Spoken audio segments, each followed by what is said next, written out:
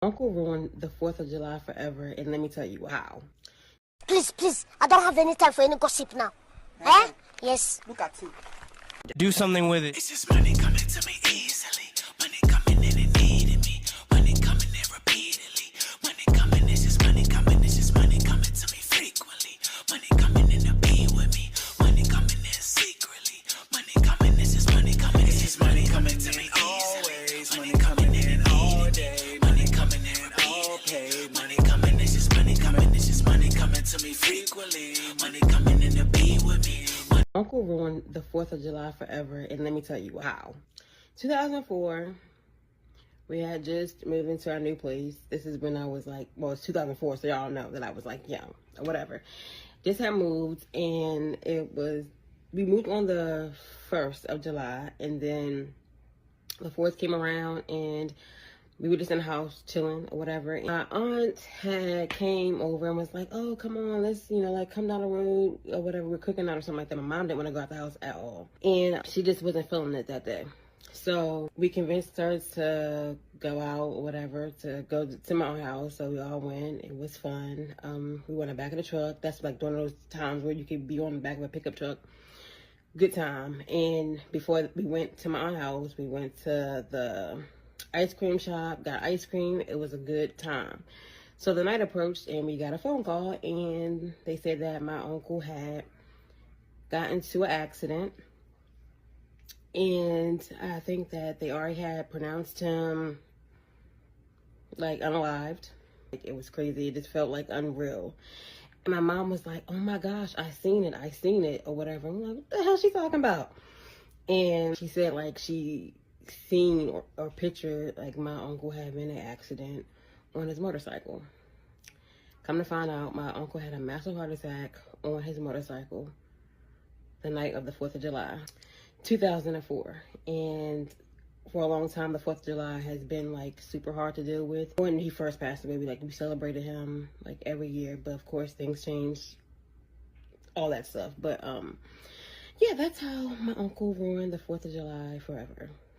This girl told this story is giving how dare my uncle die on 4th of July. Because what do you mean he ruined 4th of July forever? The man lost his life. I thought she was going to say he did something, maybe messed up all the food or whatever the case may be. But this girl talking about my uncle ruined 4th of July forever. How dare he die on 4th of July? How dare he had a heart attack? That was a crazy story. Let me know what you think, but that's what I got from the story. Anyways, let's get to the next story.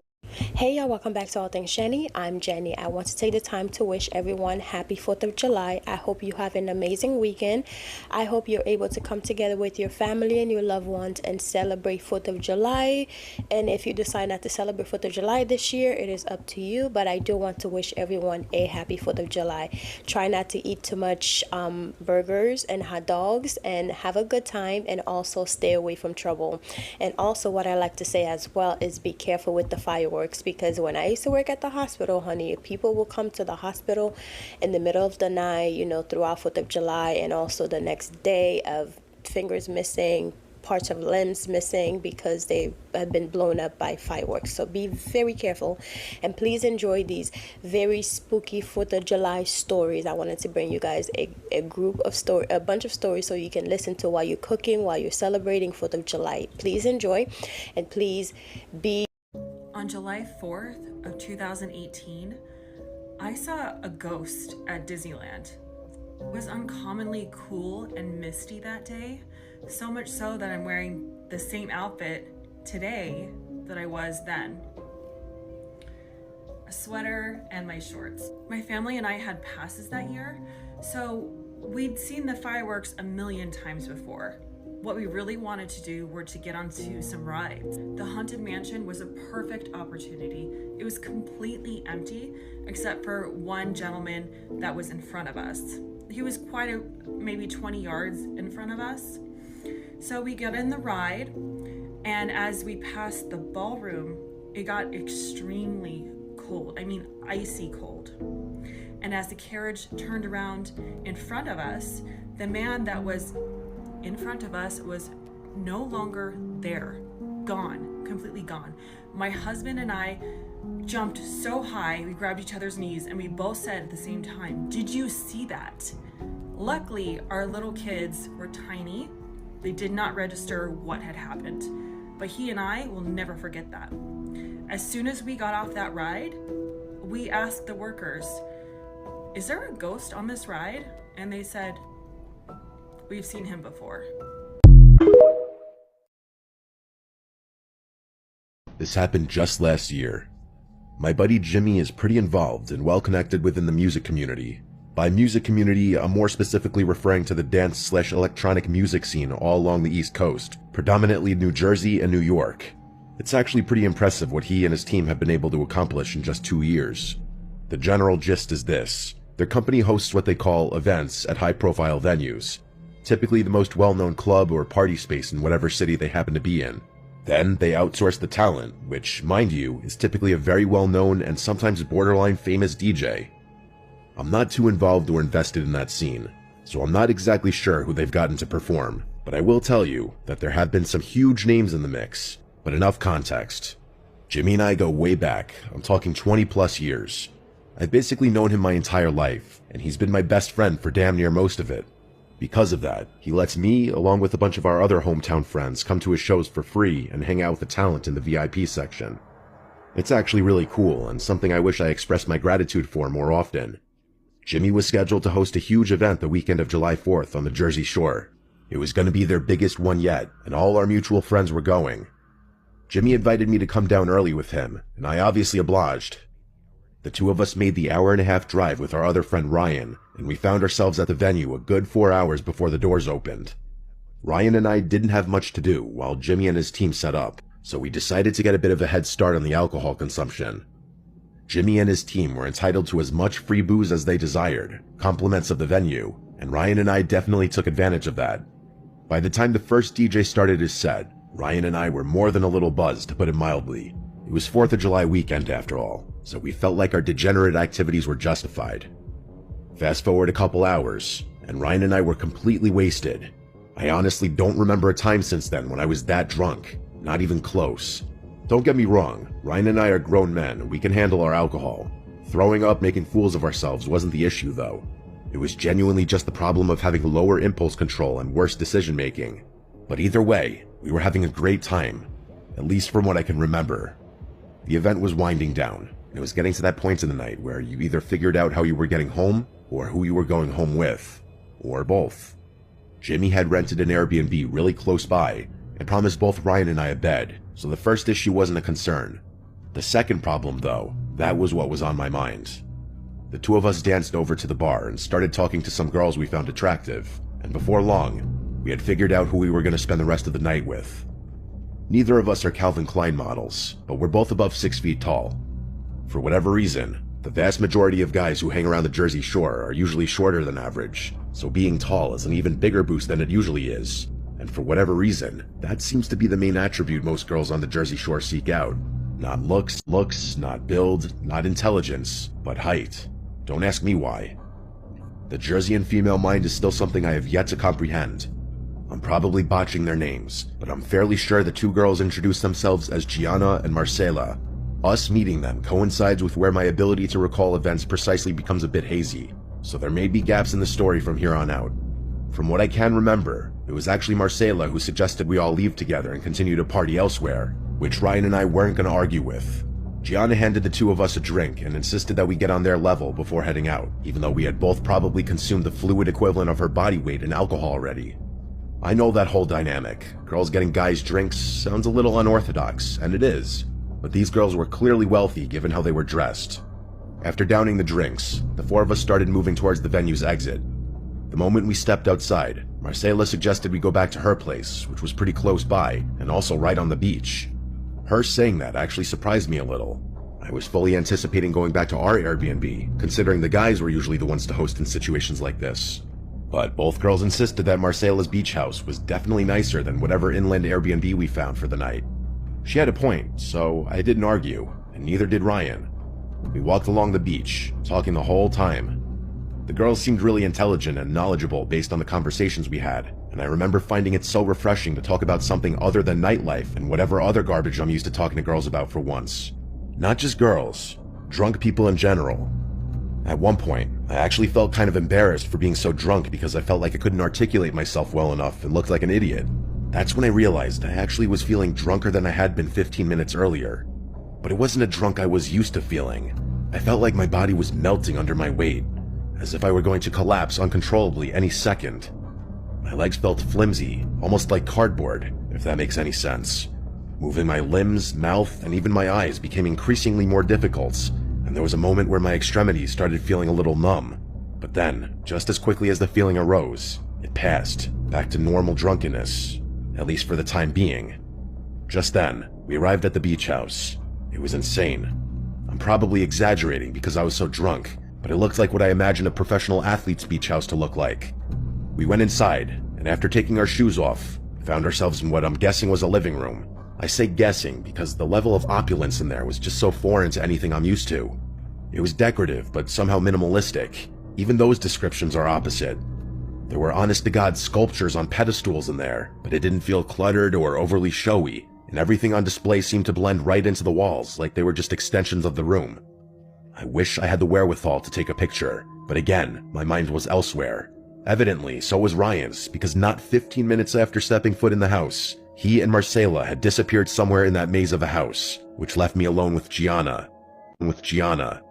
She leaned in to kiss me, and that's the last thing I remember before blacking out. Not her kissing me, but leaning in to kiss me. That's where everything cuts off.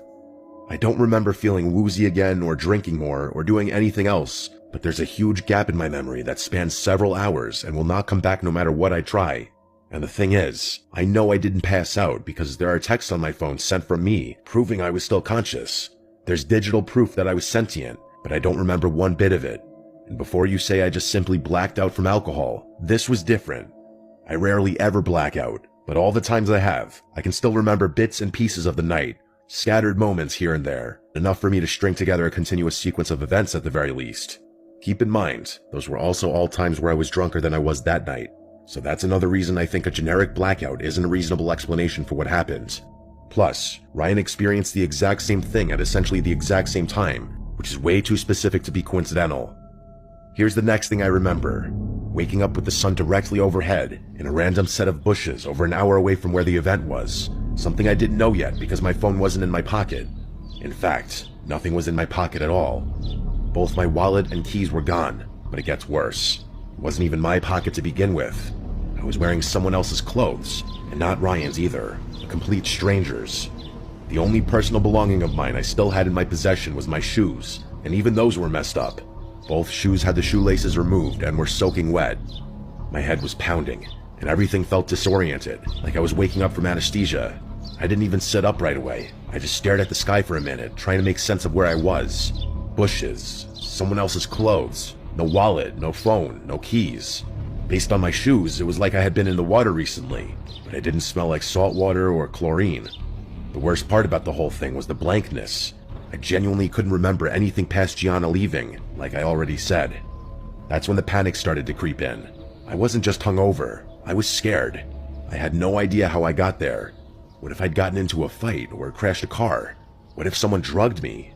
I didn't have a single point of reference for the last 10 hours. I stood up and realized there wasn't a single landmark around me. It didn't look like a beach town, which also scared me. The road ahead just curved into more trees, but just across the street, maybe a few hundred feet away, was a 7-Eleven. It was genuinely the only thing in sight, so I headed straight for it. I asked the guy behind the counter if I could use his phone, telling him that mine had been stolen. He stared at me for a second, probably debating whether or not I was trying to scam him, but then he slid it across the counter. The first number that came to my mind was my sister's. It was the only number besides my mom or dad's I still memorized, and there was no way in hell I was calling my parents. My sister picked up right away, and I tried explaining things the best I could. She ended up giving me Ryan's number, which I ended up calling several times, but to no avail. That's when I started wondering if what had happened to me happened to him too. Drugged, robbed, dumped in some random bushes an hour away. I was just about to call the police, when what do you know, Ryan walks into the same 7-Eleven. We just stared at each other for a second before dabbing each other up. He then told me his version of things, and you guessed it, it was the same story. Damn near exactly. That sealed it for us. We called the police, making sure to thank the 7-Eleven worker profusely. Fast forward a few minutes, and we're now recounting our story to the police outside the store. To their credit, they took everything we said seriously, at first. But the more we told them, the more their questions started turning. Were we sure we didn't just drink too much? Maybe we wandered off and passed out somewhere. They weren't accusing us outright, but it was clear they weren't entirely convinced something criminal happened. I told them it was unlikely we would have drunkenly wandered into a town an hour away by foot, and I don't think they liked that remark very much. I gave them my sister's number and asked them to call her. She was already tracking my phone through Find My iPhone. To all of our collective surprise, my phone was showing up in the middle of a parking lot a few minutes' drive away. The officers agreed to drive us, and sure enough, both our phones were sitting on the pavement next to each other. While it was great to have my phone back, that only affirmed the police's theory that we had just been drunk. They started saying that we probably hadn't even been robbed, that we had lost our wallets the same way we had lost our phones. We tried convincing the police to check out the house Marcela brought us to, the one she claimed was hers, but they weren't having it. They told us we were probably just too drunk and didn't remember things correctly. One of them even said it happens more than you think. Then they gave us their cards and told us to call if we remembered anything else. It was actually shocking how reluctant they were to even connect us to other officers that would be willing to help. They told us to find a ride home since our phones were still charged, and they just left us there. After they left, I went through my phone for the first time, and things got even weirder. There were texts sent from me to a ton of people I knew. Jimmy, my parents, a few coworkers, even some girls I had been talking to. All normal sounding stuff. Stuff I might have said if I had actually had a calm, coherent night. The texts genuinely sounded like me, but from a continuity standpoint, they didn't make any sense when considered all together. One message to Jimmy thanked him for the event and said we'd crashed at a buddy's place. One to my dad said we were safe and had found a couch to sleep on. There was another to a girl I'd been texting that just said something casual, like I was hanging out at home and thinking about her. None of those texts made any sense, and mostly contradicted each other. I realized I had a ton of missed calls and texts from Jimmy, so I called him. He sounded relieved to hear from me, saying he thought Ryan and I had died or something. He told us to stay put, he'd come pick us up. In the meantime, Ryan and I canceled all our cards, but interestingly, none of them had been used, despite the likely fact that they had been in those girls' possession for several hours. The entire ride home, we talked non-stop about what could have happened. None of it made any sense. Yeah, we had been drugged, that much was clear, but that didn't explain things. First of all, I don't know of any kind of roofie that has those effects, like an induced blackout. Everything I've read just said those drugs make you fall asleep, but again, I was conscious, as the texts confirm. Plus, why go to such lengths just to rob two random guys? Especially if you weren't going to at least even attempt to use their credit cards. Two guys who walked up to you, no less. And in such a risky place, too. Your own house. Or was it the house they had broken into? Both were equally risky. Jimmy thought we had been targeted, but like I just said, we had been the ones to approach the girls, so we couldn't have been targeted. And all this isn't even mentioning how or why we miraculously found ourselves in a random town an hour away wearing other people's clothing. As crazy as it sounds, both Ryan and I checked ourselves for incisions, thinking maybe some of our organs had been harvested, but there was nothing. Jimmy suggested that maybe they had just given us some exotic drugs, which I guess makes sense, but someone had driven us to that town, and someone other than those girls had switched clothes with us. We never got an answer, but it's not like we just forgot about the whole thing. Ryan and I ended up driving all the way back to the shore just to go looking for that house. We tried our best to retrace our steps, knowing that if we just walked along the boardwalk, we'd eventually find the house, since it was on the beach. And we actually did find it. The two of us walked up the walkway and rang the doorbell. An older man opened the door, asking us what we wanted. I did the talking. Not wanting to reveal too much or potentially incriminate myself, I simply asked him if a girl named Marcela lived here, or if he had a daughter or granddaughter around our age. He gave me a hard no, and I made up some BS story that there was a girl who lied about owning this house, which he actually found pretty funny. And that was that. I would be lying if I said I didn't walk away from that house with a sick, unsettling feeling in my stomach. I can't even describe it as fear, just a sickening discomfort, like something truly awful had happened to me and my friend that night, and I'd never get to the bottom of it. For a long time after that, I was convinced those girls had been involved in something much, much bigger that neither me nor Ryan could even conceive. That maybe they had been planning to kidnap or kill us, and decided not to go through with it at the last second for whatever reason. I know I'll never have an update, but if something else happens, I'll definitely send something.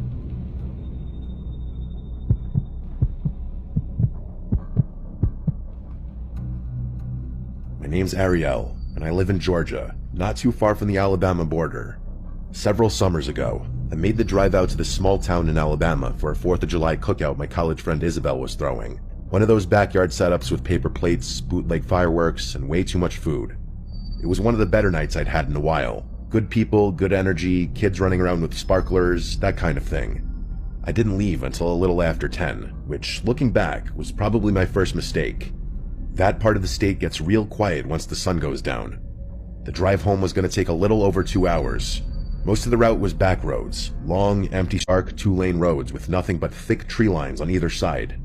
Every now and then, I'd pass an old farmhouse or a tiny church with a gravel lot, but for the most part, it was just darkness and more darkness. I had music playing low, and I was still in a good mood from the party, but I won't lie, there was something about driving through places like that at night that gets under my skin, even when there's no real reason to be afraid. I've always been somewhat scared of the dark, so I bet that plays into it a little too. About 30 minutes in, I noticed a pair of headlights in my rearview mirror. At first, I didn't think much of it. I figured someone else had just hopped onto the same back road. But the longer it stayed there, the more I started to pay attention. It was a gray Nissan Altima, nothing unusual, except the bottom half of the car looked like it had been driving through mud. I could see it clearly anytime we passed one of those overhead lights at a small crossing. Even still, that wasn't that weird on its own. But after a while, I realized no matter how much I sped up or slowed down, that car matched me exactly. At first, I thought it might have been just a coincidence, so I sped up a little, maybe 5-10 miles an hour over what I was doing before, but the Altima did the same, so I instead tapped my brakes and let myself drift well below the limit. Again, same results. The distance between us never changed. Now keep in mind, on roads like that, people pass each other all the time. It's not even illegal in most spots. I moved slightly to the right a couple times to make it obvious that I was giving the space they needed if they want to go around, but they didn't. They just stayed exactly where they were, about 6 or 7 car lengths back. That's when I decided to test them. There was a random left turn coming up. It was what looked like a little residential road with maybe 4 houses scattered on either side. I took the turn with no hesitation. I wanted to get as far away from that car as possible. But about 10 seconds later, the car actually turned off and made the same left turn in the middle of nowhere. There was about a 0% chance they belonged on that road. At that point, I knew for a fact they were following me. It wasn't even up for debate anymore. I got this really sick feeling in my gut, like I was in genuine danger. For all I knew, I probably was. By then, my heart was beating through my chest, the same way it would if someone had a gun to my head. I don't know why, but that's the easiest analogy I can think of. I just felt so helpless out there in the middle of nowhere. I had no idea what that person wanted or why they were locked onto me, but none of the reasons I could think of did anything but terrify me. I just wanted to get somewhere safe and somewhere public, with lights and people. As if on cue, I heard that god-awful chime that indicates a near-empty gas tank. I swear to God, I've never felt so powerless. My car's old. It's a 2012 Corolla that's been through more than its fair share of problems. Sometimes the gas light gives me 20 miles. Sometimes I'm lucky to get 10. And out there, in that part of the state, there's not exactly a gas station on every corner. I pulled out my phone and looked up the nearest 24-hour spot. It was over 8 miles away. I didn't know if I'd make it, but I didn't. Hi everybody, welcome to Shivers and happy 4th of July week. Today we are talking all about the most iconic ways that people have unalived themselves throughout the season of 4th of July, mixing in a little bit of 1,000 Ways to Die also. So getting started, talking about a couple of these real life horrors, this tragedy that happens on the 4th of July. You know, there's a lot of booze, there's a lot of things that can go wrong. When you really think about 4th of July, it's a recipe for disaster. What our first example is a pretty famous example from Jason Pierre-Paul. This happened in 2015. Jason Pierre-Paul was an NFL player, and he, on the 4th of July in 2015, blew part of his hand off by holding on to a firework. He survived, and now, of course, he can no longer play in the NFL, but it was a really big iconic moment for not only the NFL community, but also just a crazy mishap that happened on the 4th of July. Continuing on with that, in Indiana in 2024, a man put a firework on the top of his head, believing that it was going to be a joke, something that was just going to be a dud, It wasn't a dare, it wasn't anything that was even a game, and immediately just fatal accident from that example as well. In 2022, a father of 2 in Texas tried to launch a mortar-style firework from a metal tube that backfired, killing him in front of his family. And after that, there are certainly 1,000 more examples of iconic firework deaths. A couple of boating disasters to mention as well. There is a lake called Lake Lanier in Georgia, and this people believe is just a truly unlucky lake. This has over 700 accidents, deaths, anything like that from the 1950s and onward. More recently than not, a whole group of friends for the 4th of July in 2023 went out on their boat, had a good time. 2 of them drowned, and 1 of them got hit by another boat while looking for their friends. So again, I don't know what the landscape is for Lake Lanier in Georgia. If it's hard to see, if it's overcrowded, I don't know. But all I know is this seems like a very unlucky place to go. So good luck to you if you are planning on spending your 4th of July in Georgia at that lake. For guns, you know, this is obviously not a political podcast whatsoever, but a lot of times people will use fireworks as a cover for shooting guns into the air, anything like that. So in California in 2021, there were a couple of accidents in particular, but one specifically was a teen who was accidentally killed by a gunshot that went off in the air and fell back down onto their head. So this was all during a backyard barbecue, again on the 4th of July.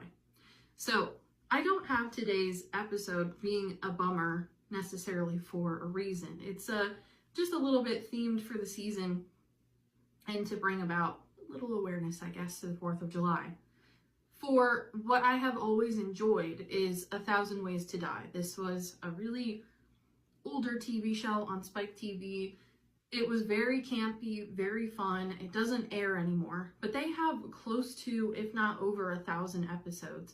And these are all very dramatic versions of real life deaths that have occurred.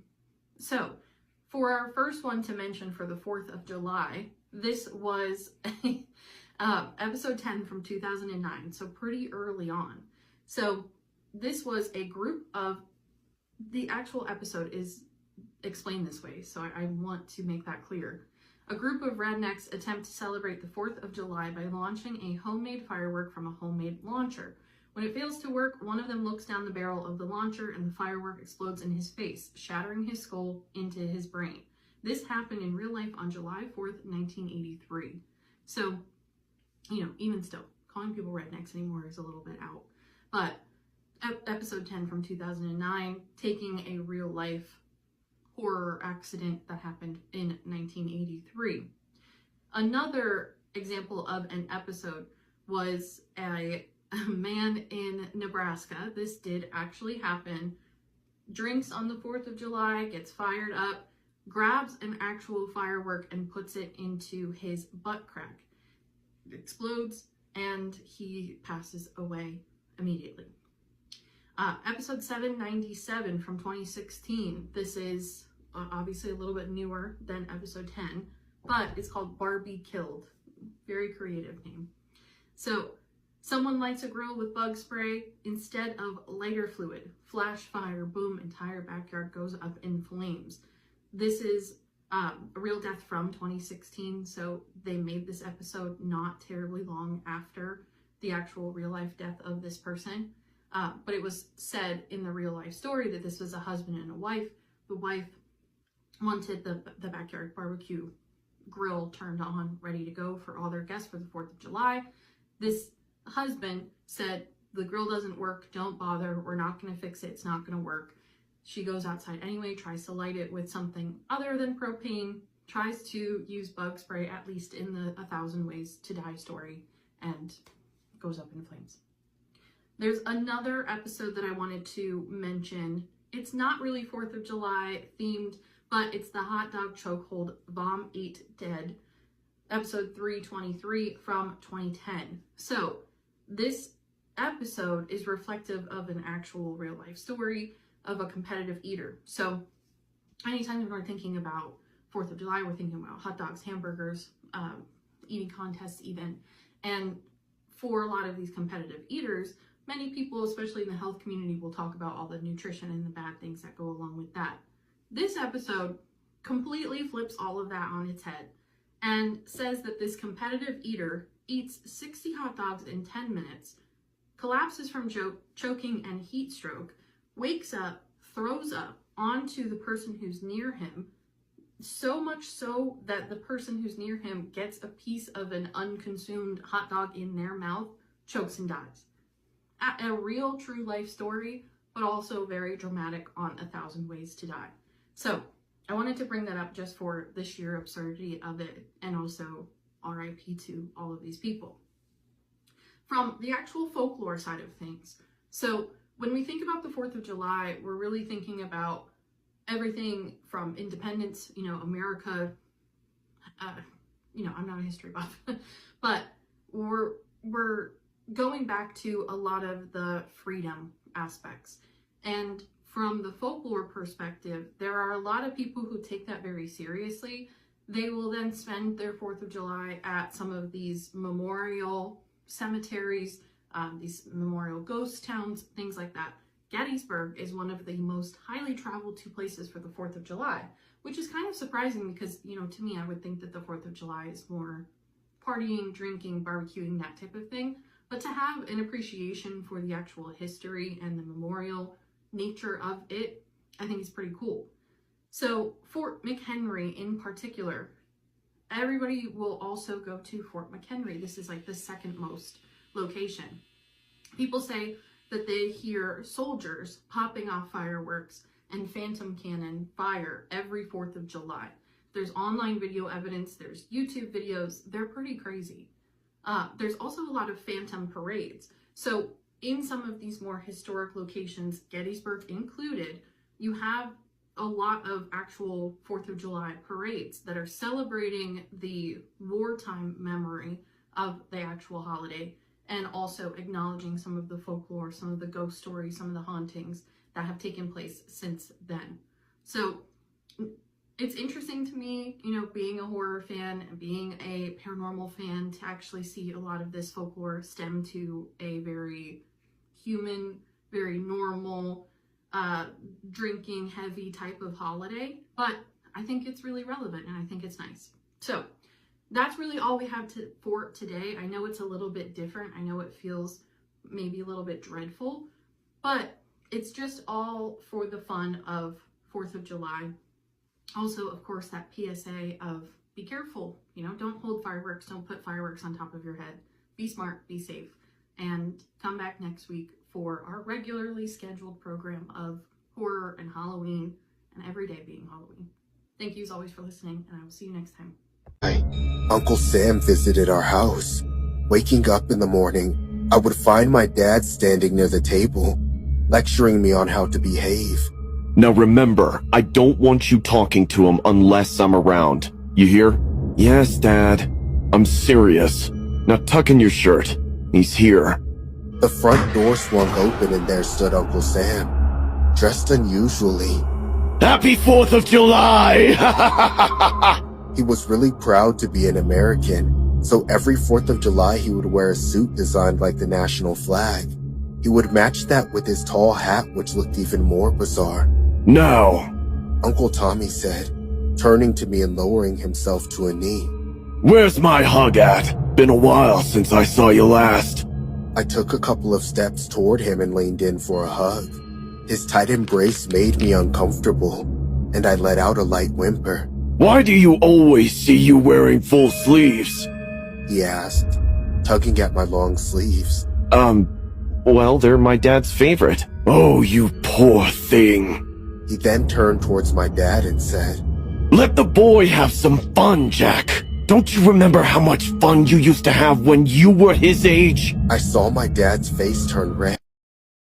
here's why you should always stay home on the 4th of July. This person just moved into their new apartment after having to move twice due to run-ins with a stalker. Due to some uneasiness from their past experience, they decide to move in just across from the police station, fire department, and garbage compound. The garbage compound contained a bunch of garbage trucks where people would illegally dump their trash because for some reason it had no security. Given that it was the 4th of July, the county was having this huge party, but this person decided to stay home until they saw this. Out their window, they saw a mysterious white truck pull up to the garbage compound. Usually people would just drop off an old barbecue, some furniture, but this person was unloading some really suspicious black bags. The person looking out their window was pretty creeped out, so they called the cops just to be sure. So the cops went to the garbage compound, and when they opened the bag, they found dead bodies. The man just assumed that the bodies would get buried by all the trash from the 4th of July party, but thankfully he had no such luck. It was the 4th of July, 2 days after my birthday. We live in a very quiet town in New Jersey, so not much was going on. I had just turned 21, so my girlfriend, who had already been 21 for a while, jokingly decided to come over to my house with a couple six-packs and some fireworks for the holiday. My parents were at one of the neighbors' parties far down the road. We don't have a lot of close-by neighbors. My girlfriend's name is Sophia. When she arrived, we headed to the backyard, where we started drinking the six-packs together. She brought 2 big firework missiles, a couple bottle rockets, and some firecrackers. Obviously the missiles were what caught my eye the most. When I finished my second beer, I got off the deck to shoot off the 2 bottle rockets. Up next were the firecrackers. After lighting up the firecrackers, however, I noticed my garage was open all the way across the yard. I told Sophia I'd be right back and walked over to it. I went inside and turned on the light. Every drawer and every closet door had been opened. I called my dad first thing and let him know somebody broke into the garage and possibly robbed us. He had a typical reaction. Are you serious? Aw, shit. What did they take? I don't know, I told him. Alright, hang tight, I'll be home in a sec to check it out. So my dad was momentarily leaving the party down the block to come check it out. When I got back to the deck, I told Sophia, and she was just in shock. She went to go look herself, and when she came back, we just sat there outside on the backyard deck, waiting. Eventually, I decided to just shoot off the big missiles anyway. I couldn't wait anymore, and it was July 4th after all. Sophia told me to go for it. The first missile was huge. It practically lit up the whole backyard for a second. I loved it. But I knew these 2 missiles were not cheap, so I thanked Sophia again. I lit the second missile, and during those initial few seconds as the fuse was burning, me and Sophia both heard a large branch snapping on the ground from the woods. We both looked in that direction, and as the rocket exploded in the sky, it provided just enough light to see a figure in the woods facing us. We both screamed simultaneously, just in time for my dad to hear. Me and my dad both chased in that direction into the woods, but we couldn't see or hear anything. We completely lost the person. Later that night, we turned on the security camera in the garage that we hadn't used in a long time. At maybe 1 or 2 in the morning, when I was finally going to bed, I looked out my window for the heck of it, and the garage light was on. Me and my dad went to check it out. This time the entire garage had been completely trashed, and some of my dad's expensive tools were missing. We went back to the house to check the surveillance footage, and we were disturbed. In the footage, the lights turned on, but the camera was blocked by something. Something followed us home that night. The 4th of July, I'll never forget. I don't usually talk about this, not even with my own family. But every 4th of July, I feel it all over again. The air shifts. The silence at 11:59 p.m. feels heavy. And sometimes when I close my eyes, I still hear the whispers in the woods. This happened in 2016 in North Carolina, where my mom's side of the family is from. We had this annual tradition of spending the 4th on our grandparents' property, an old tobacco farm with a huge open field, surrounded by deep woods on all sides. Real southern country vibes. No neighbors for miles, no street lights, and definitely no cell signals. It all started like any other holiday. The grill was going, the kids were running around with sparklers, and adults were already 3 drinks in by sunset. Fireworks started around 9 p.m., the sky lit up in colors, and the children cheered like always. But around 10:15, everything stopped. I mean it.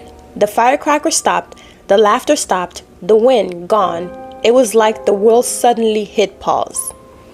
A high-pitched distance coming from the woods. We all froze. My uncle said, probably just a fox. But my little cousin Mia, she was shaking. That wasn't no animal, she said. It said, help me. I don't know what possessed us, but me, James, and my older cousin Ty grabbed flashlights and started walking towards the tree lines.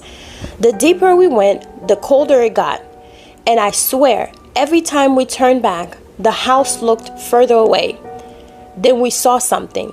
A woman in a tone white dress standing by the tree with her back to us. She was whispering. James called out, "Ma'am, are you okay?" She didn't move. Ty shined the flashlight on her. She had no face, just smooth, pale skin where her eyes, mouth, and nose should have been, like something had erased her. She turned her head slowly, and every bone in my body told me to run. We sprinted out of the woods like the devil himself was behind us. But the horror did not end. Back at the house, my mom was holding Mia. She looked terrified. She said a lady with no face was standing outside the window, whispering, "I know you can see me." That night, we all slept in the same room, light on, Bible open. But the next morning, it was worse. There was footprints in the yard, barefoot, small, leading from the woods to the backyard, to the back door. And they stopped, right at the window where Mia slept. It's been years, but every 4th of July since, strange things happened. Last year, our fireworks wouldn't light, but we heard fireworks in the woods. One year, a recording of the screaming played through my uncle's phone at 2 a.m., even though his phone was off. And Mia, she drew the faceless woman every year. Her therapist said that it's just trauma. But I know better. Something followed us home that night. And every Independence Day, she reminded us, we are never free. Oof, that is an interesting story. Okay. My name's Ariel, and I live in Georgia, not too far from the Alabama border. Several summers ago, I made the drive out to this small town in Alabama for a 4th of July cookout my college friend Isabel was throwing. One of those backyard setups with paper plates, bootleg fireworks, and way too much food. It was one of the better nights I'd had in a while. Good people, good energy, kids running around with sparklers, that kind of thing. I didn't leave until a little after 10, which, looking back, was probably my first mistake. That part of the state gets real quiet once the sun goes down. The drive home was going to take a little over 2 hours. Most of the route was back roads, long, empty stretches of dark 2-lane roads with nothing but thick tree lines on either side. Every now and then, I'd pass an old farmhouse or a tiny church with a gravel lot, but for the most part, it was just darkness and more darkness. I had music playing low, and I was still in a good mood from the party, but I won't lie, there was something about driving through places like that at night that gets under my skin, even when there's no real reason to be afraid. I've always been somewhat scared of the dark, so I bet that plays into it a little too. About 30 minutes in, I noticed a pair of headlights in my rearview mirror. At first, I didn't think much of it. I figured someone else had just hopped onto the same back road. But the longer it stayed there, the more I started to pay attention. It was a gray Nissan Altima, nothing unusual, except the bottom half of the car looked like it had been driving through mud. I could see it clearly anytime we passed one of those overhead lights at a small crossing. Even still, that wasn't that weird on its own. But after a while, I realized no matter how much I sped up or slowed down, that car matched me exactly. At first, I thought it might have been just a coincidence, so I sped up a little, maybe 5-10 miles an hour over what I was doing before, but the Altima did the same, so I instead tapped my brakes and let myself drift well below the limit. Again, same results. The distance between us never changed. Now keep in mind, on roads like that, people pass each other all the time. It's not even illegal in most spots. I moved slightly to the right a couple times to make it obvious that I was giving the space they needed if they wanted to go around, but they didn't. They just stayed exactly where they were, about 6 or 7 car lengths back. That's when I decided to test them. There was a random left turn coming up. It was what looked like a little residential road with maybe 4 houses scattered on either side. I took the turn with no hesitation. I wanted to get as far away from that car as possible. But about 10 seconds later, the car actually turned off and made the same left turn in the middle of nowhere. There was about a 0% chance they belonged on that road. At that point, I knew for a fact they were following me. It wasn't even up for debate anymore. I got this really sick feeling in my gut, like I was in genuine danger. For all I knew, I probably was.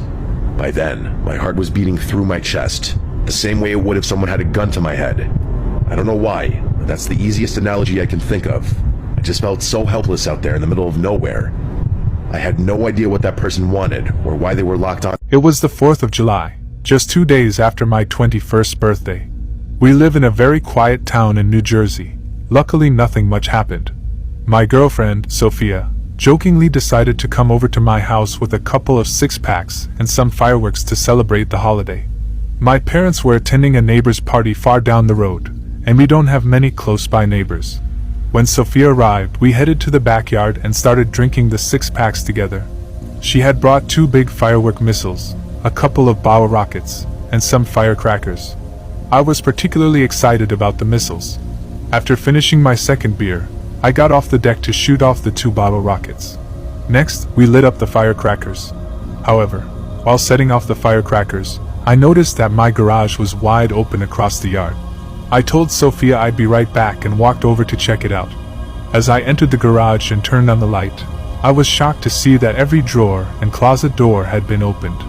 I immediately called my dad and informed him that it seemed like someone had broken into the garage and possibly robbed us. He reacted typically, asking what they might have taken, to which I replied that I didn't know. He said he would come home to check it out. While waiting for my dad, I returned to the deck and told Sophia about the break-in. She went to see for herself, and when she came back, we anxiously waited outside in the backyard. Eventually, I couldn't wait any longer, so I decided to go ahead and shoot off the big missiles. It was the 4th of July after all, and Sophia encouraged me to do so. The first missile was huge and lit up the whole backyard for a second.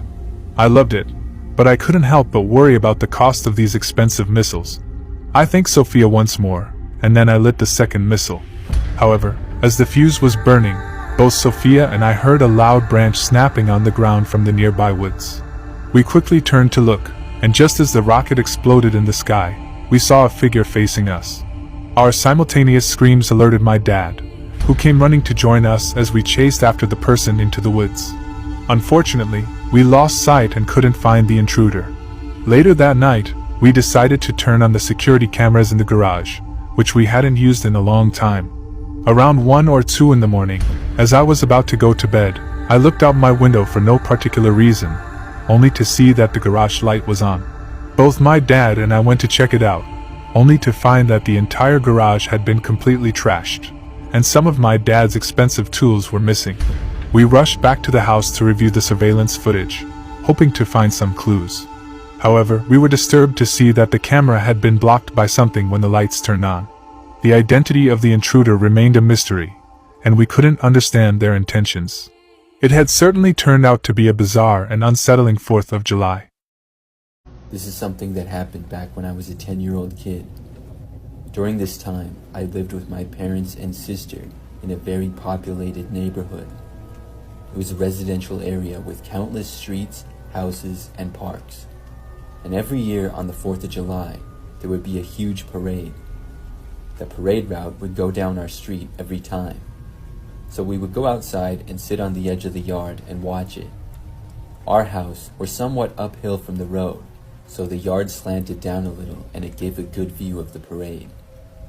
The parade would be sometime in the late morning, and I remember on the year of this story, we went outside a while before it started. Some people had already started to gather around and sit on the curbs of the street and stuff. We went to our usual spot. I remember that my sister and I would always go really close to the street. Soon the parade started. I enjoyed it because a lot of the people that were in the parade would toss candy at the kids, and I would get a bunch every year. So the parade was going on, and there were tons of people involved. There were a lot of floats as well as people walking. The first thing strange that I noticed was that there was a guy who was dressed in a red, white, and blue jacket and a long beard. He was walking and waving to people and stuff, but then when he went past us, he appeared to walk into our yard. There were these two huge trees at the end of our yard.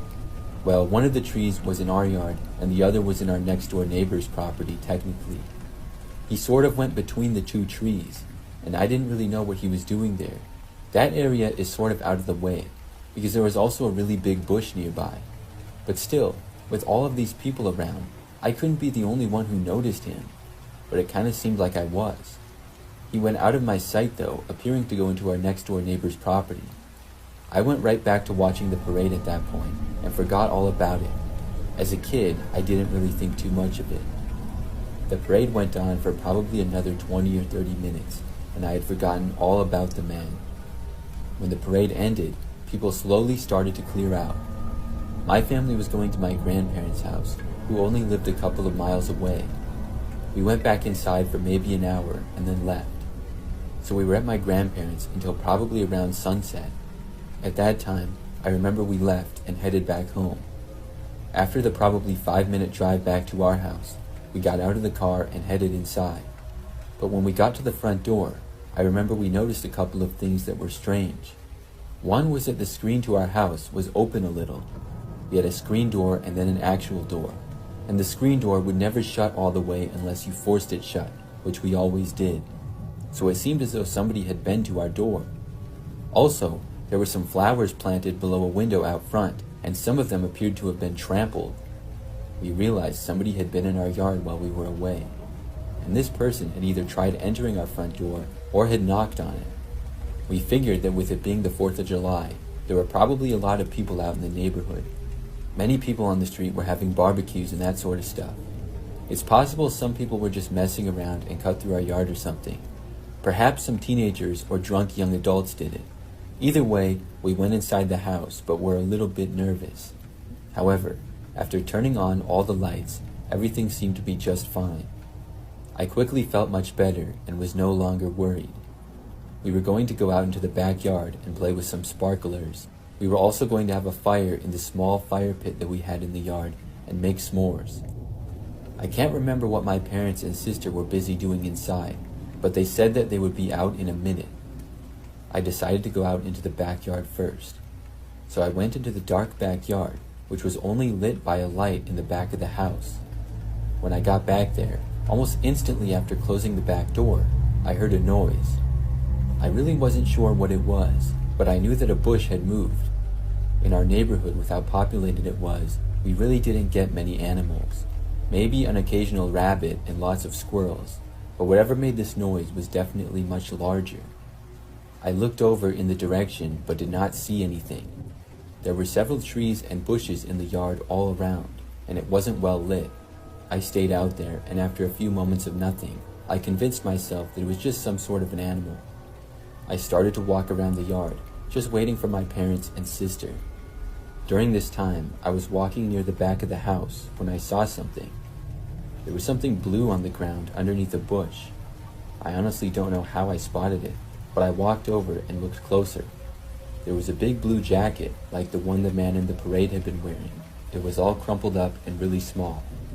I noticed that it was also red, white, and blue, and I looked inside the jacket, and there was a fake long white beard that the guy was wearing too.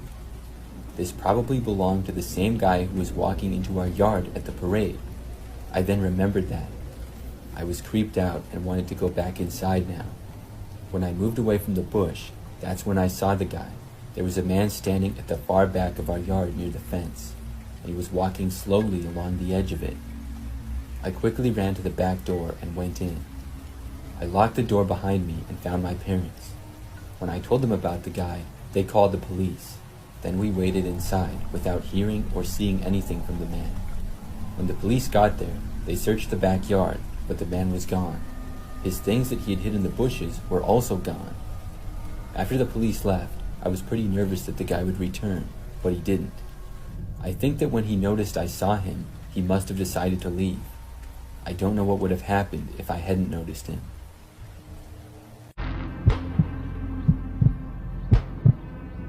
I live in a normal suburban town. It was 4th of July weekend, so I had a mini party in my backyard. My parents were away, so it would work out perfectly. I invited about 20 people. We have a pool, so I told people to bring their bathing suits. I also had some fireworks left over from last year that I told everyone we'd shoot off towards the end of the night. I tried to keep the gathering strictly in the backyard because I didn't fully trust people not to make a mess inside the house. Everything went fine. Anywhere from 20 to 30 people showed up. Everyone stayed in the yard. Some people jumped in the pool, others played drinking games, and later in the night we shot off some fireworks in the street. The party started to die down after 12, and by 1:30 everyone was gone. There were a million red plastic cups in the yard and tons of empty cans and bottles. But that was a mess to worry about tomorrow. I was beat. I went inside and changed out of my clothes and brushed my teeth, then crawled into bed. I was pretty buzzed, so I didn't think I'd have any trouble falling asleep. Suddenly, outside, I heard firecrackers going off. It sounded like it was right outside my window, in our backyard. I got up and looked out the window, and to my confusion and downright horror, I saw a line of firecrackers going off next to our pool. My initial reaction was to yell out the window who did that. I figured it had to be one of my friends who stayed behind pranking me. I ran downstairs into the back door. I slid open the glass door but kept the bug screen door closed. I looked around the backyard and said again, "Who's out there?" By now the firecrackers had finished going off. Someone was back there, and they just set them off. That doesn't happen by accident. I texted as many people as I could think to, and then the group chat asking who was still at my house. Only a few people answered, most likely because a lot of people were asleep already. Everyone who answered said they're in bed or at home though. I stepped outside into the backyard and looked around for a minute, and when I saw no one, I went back in, shut the door and locked it, and went back upstairs to my room. I was barely in bed for 5 minutes before hearing something come from the upstairs living room down the hall. Then I heard the sound of a beer pong ball falling off the table and bouncing on the wood floor. My heart started to race. Was someone in the house? Did one of my friends pass out on one of the downstairs couches? Or maybe in one of the other bedrooms? While this seemed like a possibility, I wasn't about to go out there. I got out of bed and went to the door to put my ear up to it and listen. I didn't hear anything for a moment. I waited, and then, clear as day, I heard footsteps approaching my door, then the doorknob jiggling. The door was locked. There was a loud bang on the door. I screamed through the door to get out of here or I'll shoot you. A deep male's voice on the other side said, "Jay, you in there?" And I heard another deep voice in the room with me say, "Yeah." I turned to the corner by my drawers and realized there was someone there. I screamed my soul out as this man came over to me holding what looked like a gun in his hand. He then put his hand over my mouth and told me to shut up or he'd kill me. He then unlocked the door and opened it, and there was another masked man. They whispered to each other as they had me at gunpoint, now sitting on the bed. One of them then said to me, "Stay right there and don't move." The other guy left the room and went straight to my parents' room. He came back and asked the combination to my parents' safe, which I said I had no idea, which was the truth. There were a total of 3 intruders in the house. One kept me at gunpoint while the other 2 pilfered the house, stealing my mom's jewelry that was left out, along with any other valuables they found. After the longest 10 minutes of my life, one of the men yelled, "Let's go," and the man who had me at gunpoint left the room, and I heard them all hurry out the back door. I tried to see what kind of car they left in through a window, but it appeared they didn't park near my house. I called 911 right away. As soon as police arrived, they asked if we had any cameras around the house, which we didn't. They then asked if I got any of the names or saw any of their faces, and all I could give them was that one of them was referred to as Jay by the others. They asked if I saw the getaway vehicle, and I said no.